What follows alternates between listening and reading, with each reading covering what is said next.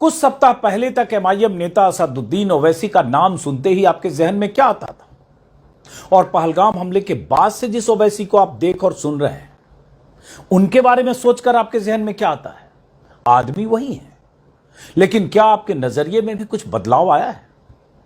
क्या आपको भी लगता है कि पहलगाम हमले के बाद से आज तक ओवैसी के जिस तरह से बयान आए हैं, वो उनकी पहले की छवि से अलग हैं?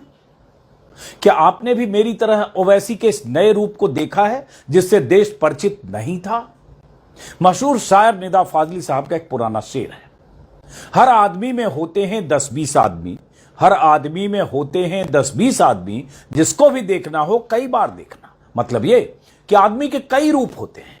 कई बार किसी शख्स के लिए जो छवि आपके मन में होती है, वो छवि अचानक बदल सकती है। कई बार किसी नेता को लंबे अरसे से जिस रूप में हम या आप जानते हैं, अचानक कोई ऐसा रूप उसका सामने आ जाता है कि लोग हैरान रह जाते हैं।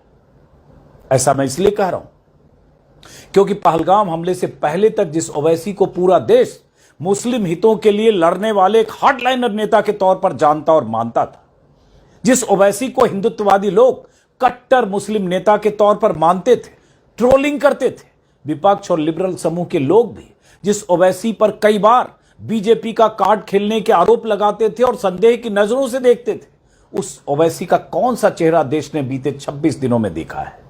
पहलगाम हमले के बाद आतंकवाद के खिलाफ, पाकिस्तान के नापाक मंसूबों के खिलाफ देश के एक मुखर आवाज बनकर उभरे हैं ओवैसी।